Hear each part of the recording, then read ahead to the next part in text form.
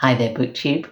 Now, I've been judging one of the semi-final groups for the BookTube Prize, and it's sort of the latter part of July, and I have read all 6, and I've made my rankings. I've committed myself, so I can make a video now about how I rank them, which I won't be able to make public until the day that the 6 that have got through to the final are announced. So here goes. Now, we're at the semi-final stage now, so one would expect 6, pretty decent books, readable, interesting books, but by the time they've got through from the octafinals and the quarterfinals to reach the semi-final, and that's certainly true.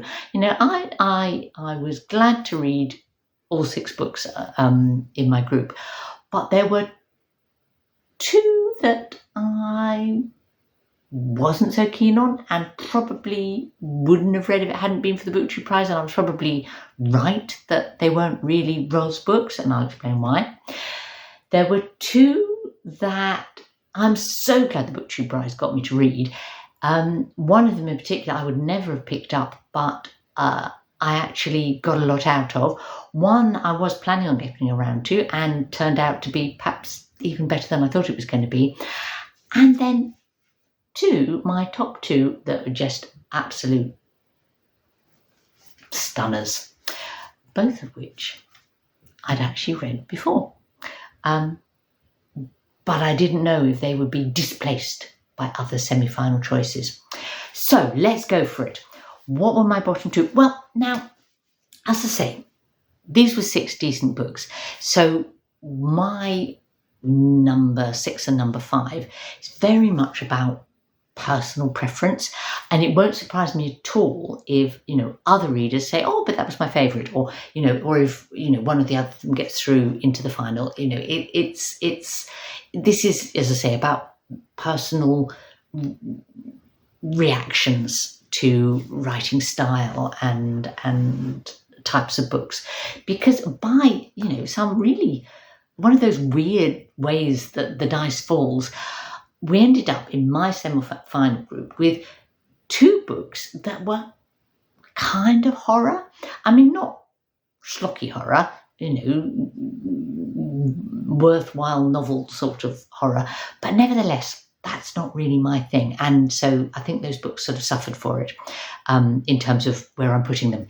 So, and oddly enough, both by Black American writers, and both historical fiction. So who'd have thunk it? Anyway, after some sort of heart searching, decided that my number 6, my least favourite out of the semi-final group I read, was the Reformatory by Tanarive Due. Now, I'm kind of uncomfortable putting this book bottom of the pile, because it's a really heartfelt book, and that feels, well, it was obviously a labour of love, and it feels like the author put so much of herself into the book and so much effort into the book that I feel a bit naughty putting it bottom, but it is what it is. It's about choices, isn't it?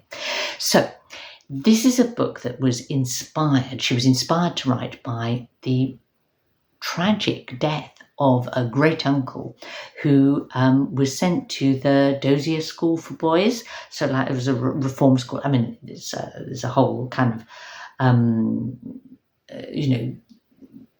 nightmarish history around reform schools that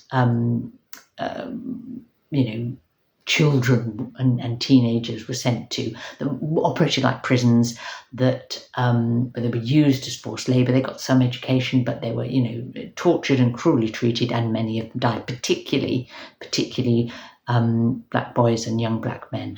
And that's what happened to the Dozier School. That's what happened to her great uncle, and she kind of fictionalizes that and sets the book in Florida in 1950, and 12-year-old boy, Bobby, kicks a white boy who's almost a young man, or quite a lot older than him, and for that he is sent to the Gracetown reform school, the reformatory as it's known.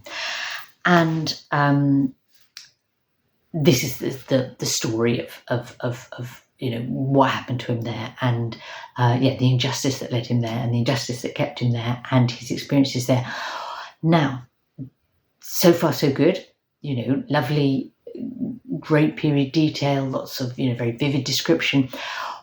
But okay, the book has this supernatural element as well. There are ghosts, haints, the author calls them, that young people in the town of Gracetown are supposed to be able to sense, and until most of them sort of grow out of it, but they can sense them. And understandably, so a reform school where children have been murdered is full of these ghosts, and that's the sort of the added layer that she brings to the story. And I can see why she wanted to do that. I can see that she felt that was a way to express the awfulness of this place, to give a sense of the fact that awfulness had been going on for decades before her character came there. So it's a way of bringing in the history of the scandalous history of what went on there.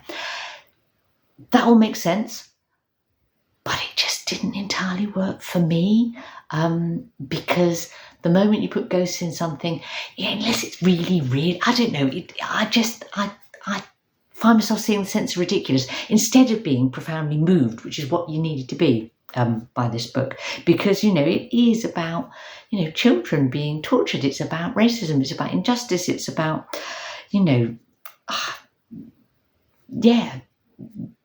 Jim Crow South, all of that.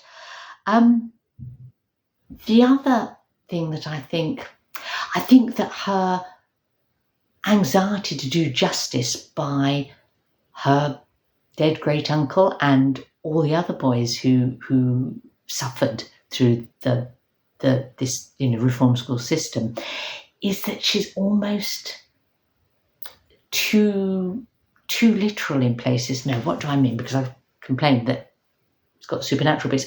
Like, okay, if you're going to describe a child being brutally beaten, okay, I think that possibly has the most impact if you describe their fear beforehand, maybe hearing it happen to someone else, as they go into the place where it's going to happen, the beginning of it, and the aftermath. If you try to take the reader through every blow of that beating, weirdly, it almost sort of diminishes the impact. You can't sustain that level of awfulness. It gets a slightly banal quality. I don't know. These are probably, other people will, I'm sure, say that this is, was their book of the year and their best book out of the 6. But, for me, I honoured her purpose, but the actual writing and the supernatural element she didn't pull it off for me in that way. So that was number 6. Gosh, I've really justified that a lot. You can see I felt guilty about it. Number 5 was kind of more fun, although it also had this sort of horror element. So, with Lone Women by Victor LaValle. And it was a sort of weird mashup of horror and fantasy and Western and historical fiction, all in one big jumble. But LaValle kind of does that with a real sort of vigour that kind of more or less made it work for me. I mean, not in places. I'll come to that. So this time, historical fiction, I say, this time we're in 1915.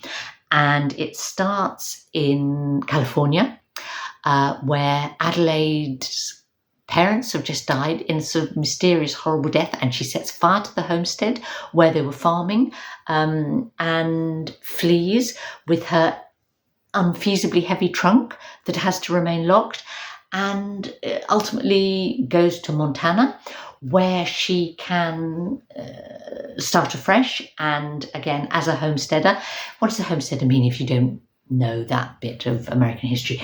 It means that you could get the right to live on a kind of parcel of land, a substantial area of land, and you had to cultivate it and keep it under cultivation in some way for 3 years. And if you did that, you got the right to be the permanent owner of that land.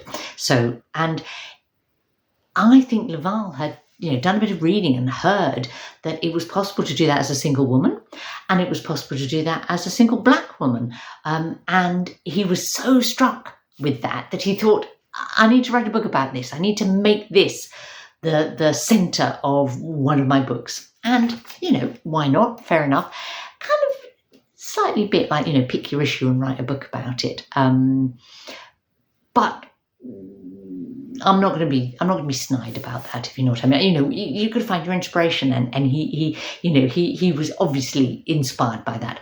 And he writes this wonderful character, Adelaide. She is great. And we see her trials and tribulations, the trials and tribulations of her journey, and with her unfeasibly heavy trunk, and sort of trying to find a way into the community that she finds herself in Montana. And, what is her big secret, and what might be the impact of that secret on her or others around her. But also, other people in the community have secrets of their own.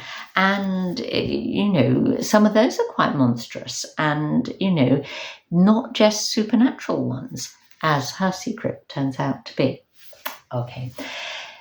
Now, this is maybe where Laval slightly lost me, because all the while her secret was sort of stayed secret. It was great. When it was kind of revealed and became a bit kind of fantastic in a way, I was sort of on the borderline between finding that delightful and finding it a bit risible. It kind of, I blew hot and cold on that, I would say.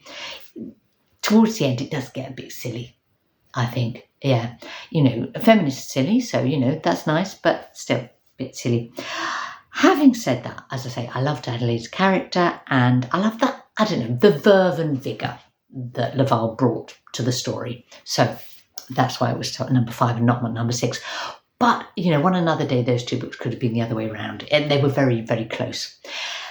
My next two books, number 4 and number 3, are again so close to each other in the way I feel about them that I could have tossed a coin to decide which was number 4 and which was number 3, which is a tricky way to be, because I know that it's really my 1, 2, 3 votes that count, and so it was tough working out which of those two to put in 3rd place and which to put in 4th.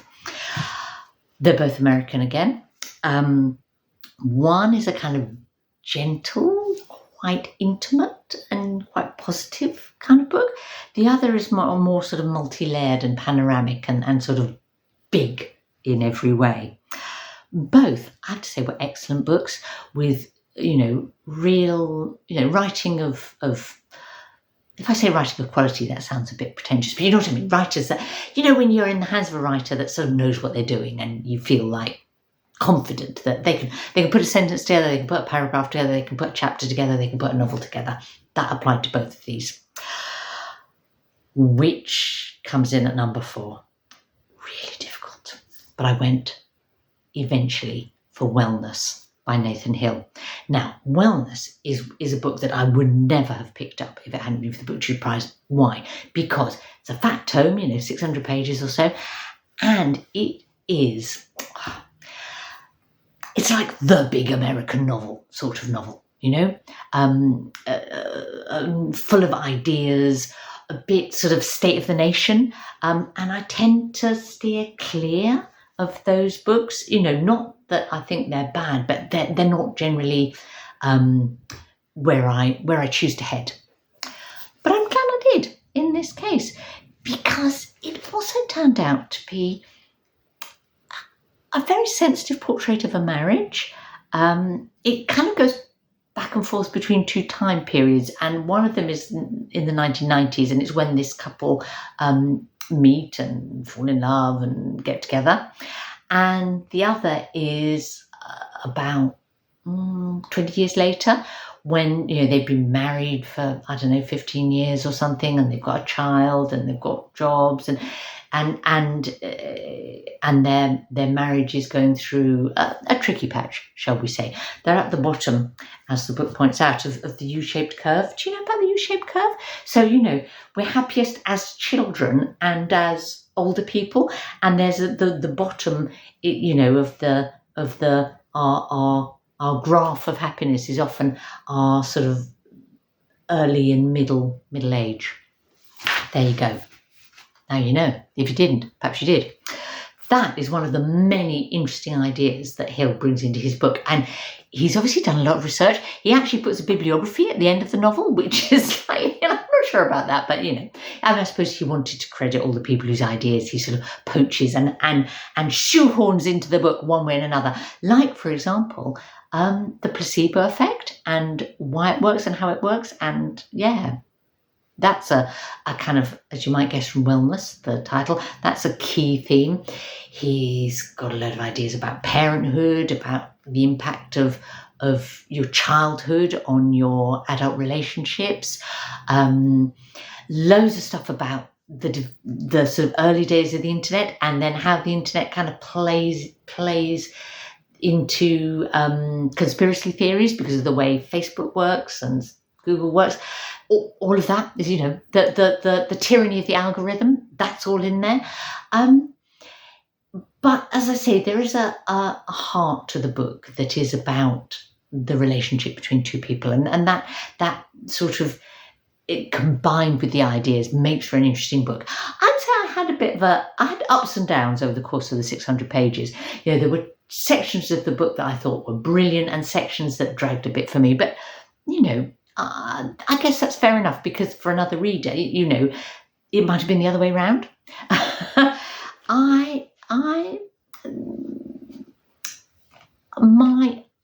Why is it when I've been that enthusiastic, why isn't my number 4? I didn't altogether like the ending of the book. I found the ending of the book just a little bit too sweet. But for another reader, that would probably be just exactly what they wanted and needed, and felt that the characters sort of had deserved. So, it's not a complaint. It's more, I say, this is down to personal preference, isn't it? I did feel that the book was an achievement, and I really admired Hill's ambition in writing it, and the extent to which he pulls it off, everything he packs into it. There we go. So, what were my top 3? So, my number 3 then, the one that just kind of pipped Wellness at the post, was Tom Lake by Anne Patchett. Now, that's a book that I've been kind of meaning to get around to reading, so I was grateful to the BookTube Prize for sort of pushing me into it in the months of June and July this year. And it's another novel that is about love and marriage, and family, and about how our children see us, and how our children have trouble kind of really recognising that we had lives before them, I mean, obviously they know, logically they know, but on an emotional level, your children can't really imagine you other than as you are, or that your life might have taken a different direction, because then they wouldn't exist. It's a lovely story. It's quite, well, let me talk about it.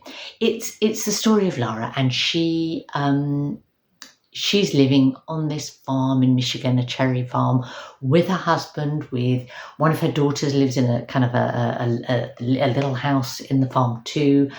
But it's the COVID pandemic, so her other 2 daughters are home, and they're having to struggle to bring in the cherry harvest when the itinerant teams of pickers that usually come and do it with them can't because of COVID. So that's the setup. And the children ask her to tell them the story of an earlier stage in her life when she was an actress and she had a relationship with someone who would subsequently become a big Hollywood star, heartthrob and, really good actor. And she tells them that story. So what we get is kind of 2 time periods. We get the present day, COVID pandemic, cherry harvest, her telling her tale, and then we get her memories of the time that she's talking about, some of which are more detailed than what she actually tells her daughters. So it's in part, it's a book about, and it sounds like quite a small book in a way, quite a sort of, I don't know, intimate family story, maybe nothing special, not that much plot, quite low key. And when I started the book, that was how I saw it. I saw it as quite a sort of a nice, gentle, low key sort of book. And, maybe a bit slight. Yeah, even insubstantial, nice, but insubstantial. You know what I mean? And yet this book really, really grew on me. The more of it I read, the more I loved it, the more depth that I saw in it, the more richness. Because ultimately, I think it's about the stories that we tell ourselves about our lives. We're all the hero of our own narrative, aren't we? And those stories are maybe totally true, but not always. Sometimes we have to tell ourselves the story to make sense of our life, to justify the decisions we made, to not live with regret, to appreciate the happiness that we found. And that became, as I read the book, a really meaningful thing for me, that I was relating to my own life, my own experience, my own choices, and the stories that I tell myself about those. So, in a sense, ultimately, it's about what is happiness and how we can grasp it and build it. So, there we go. It turned out to be a joy of a book and a worthy number 3. So, what got to be my number 2? Well, the last 2 books were both books that I've read before the BookTube Prize and absolutely loved. And one of them was is one of my best books of 2024 so far. And one of them was one of my absolute top books that I read in 2023. So I wondered when they ended up in the same group, how I was going to choose between them, and had to, went back, had a little look. They both stayed so vividly in my mind since I read them. But I had to make a choice. And I put as my number 2, Enter Ghost by Isabella Hamad. So she's a British Palestinian, and so is her protagonist. Her protagonist, Sonia, is an actress, a sort of fairly successful, but hasn't sort of hit the absolute heights. And she's now of an age where, she have to move into character parts, maybe, it's just sort of in a point of transition. She's also in a point of transition because she's had a really rubbish relationship with a married man who lets her down. So she goes to stay with her sister, who is she goes to Palestine, but her sister is an academic in a Israeli university. And Sonia goes to stay, and one of her sister's friends is putting on a production of Hamlet in the West Bank. And because she's an actress, and because she's there, and because they haven't yet cast, they're missing, a key female lead role.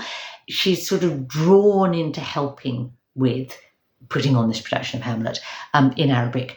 And gradually she gets more and more caught up in it. And that's sort of the centre of the book. This the rehearsals, the preparation for putting Hamlet on. But Hamad uses that to write such a multi-layered book. Because obviously, it's a book about Hamlet. It's a book about being in Hamlet, but it's also it's a book about family and her relationship with her sister, and family relationships, family history, and what that means, particularly in the context of being a Palestinian family whose lives were kind of inevitably pulled apart by the foundation of Israel in 1948 and so on. One of the things that really enriched the book for me was learning through it about the different, I don't know how to describe it, the different kind of groupings of Palestinians that there are now. So there's the 48ers who stayed in what became the State of Israel after 1948 and carried on living there and having property there and have Israeli citizenship. There's the people who became refugees in other countries, like Lebanon and Jordan. Then there's the Palestinians who live in the West Bank and in the Gaza Strip. And then there's the diaspora Palestinians who end up in America or Britain or France or wherever, like Sonia in this book. So, and the tensions and relationships between those different groups, really interesting. So much one could say about this book, because it's a book where tension builds at the same time as in the sort of excitement of, if you ever put on a play, the excitement of putting on a play. But the backdrop to this, the context, is checkpoints and arrests and a period of mass protest, and everything becomes very, fraught. And, will they manage to put on the play at all? And what is the meaning of theatre and art in a situation when people are, being arrested and people are, face extreme discrimination, but equally where there's a threat of, violence in both directions. Yeah, so interesting. I really admired how Hamad builds all those different layers into the book. I really liked her style. It's very sort of strong, her writing. She sometimes uses a dramatic devices, like a dramatis personae at one stage to introduce characters. She puts bits of dialogue, almost like play script in places. Really wonderful, interesting book, and if you haven't read it, I strongly, strongly recommend it. So, what gets to be my number one? Well, that was one of my top books of 2023, and it is The House of Doors by Tan Tuan Eng. Now, he's a Malaysian author. It's interesting, actually, that my top two were both the only two in the group that weren't written by American authors, but I think it's coincidental. Although, I suppose the themes of Enter Ghost and the themes of The House of Doors are perhaps particularly interesting to a British reader, because in a sense they're about the consequences of British rule in other countries. So yeah, maybe they touch a special nerve for me. Yeah. Whereas Enter Ghost is sort of more or less set in the present day, a few years ago. The House of Doors is historical fiction again, and it's set in Penang in Malaysia in the 1920s. And as I say, Tan Tuan Eng is a Malaysian writer. He lives in Malaysia now, but he's trilingual and he writes his novels in English. This is his third novel. His main character are an expat couple that have a sort of slightly, a deteriorating marriage, I suppose. And into this mix comes the real author, but fictionalized in the book, William Somerset Maugham, who's on a bit of a tour of Malaysia and a couple of other countries in Southeast Asia. He's looking for material for future stories or novels. He's on the verge of bankruptcy. He's travelling with his secretary and lover, the rather hideous Gerald, and he comes to stay with Robert because Robert, one of this couple, was at school with him, and he sort of lands himself on them, and the ripples from that kind of work outwards. Because this is a book about what writers do to get stories, I suppose, and how they, or maybe they don't all, but how Maugham does, and one would presume so does Tan Tran Eng, if this is the way he writes about it.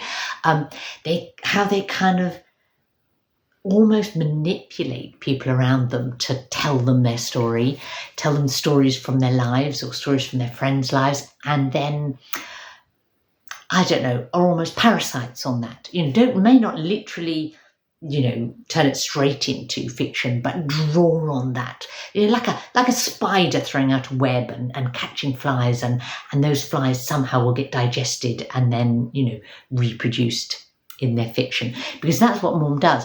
He, in real life, he wrote a series of a collection of short stories called The Casuarina Tree, based on his stay. And the fictional Maugham in the story bases one of those short stories on a story that Leslie, the wife, tells him about a friend of hers who is involved in a notorious murder trial for she's accused of murdering her husband. But he draws Leslie out in other ways, and Leslie has, secrets that she maybe doesn't want to tell, because Leslie, we discover, has had an affair with a Chinese Malaysian, who's a revolutionary of sorts, who was working with Sun Yat-sen, because Sun Yat-sen, the Chinese revolutionary, came to stay in Malaysia to try and get funds from Chinese Malaysians who were, many of them were very prosperous businessmen.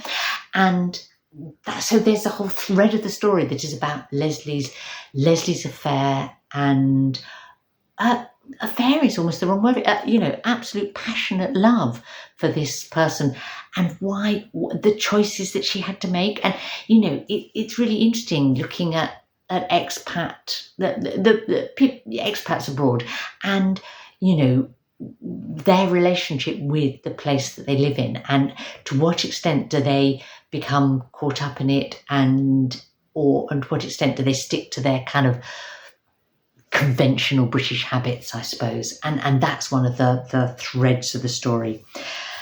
The style in which it's written is I think deliberately a bit old-fashioned. It kind of, there's echoes of Somerset Maugham's style, and I can only think that that's a deliberate choice, and it's one that I enjoyed. Wonderful descriptions of Penang, which obviously is somewhere that he knows well. The sights, the sounds, the flavours. You're really there. You're there in 1915. It's also a time when we as readers know that things were going to change, and some of the story does happen in sort of almost a flash forward to Leslie's old age. I won't give any spoilers though, but it's a book that I read just about a year ago for the first time, and it has absolutely stayed with me since, in detail, in atmosphere, in the characters, and in the ideas. So it had to be my number one. There you go. That's my 6. I really wonder, I won't be surprised if my top 3 aren't the top 3 that we end up with. I'll be surprised if Endercoast doesn't make the top 3, because it feels topical in a way, but who knows? And if you read them too, read any of these, do you agree with me or disagree with me? Because I feel that, there's some controversial decisions in this that I had to make.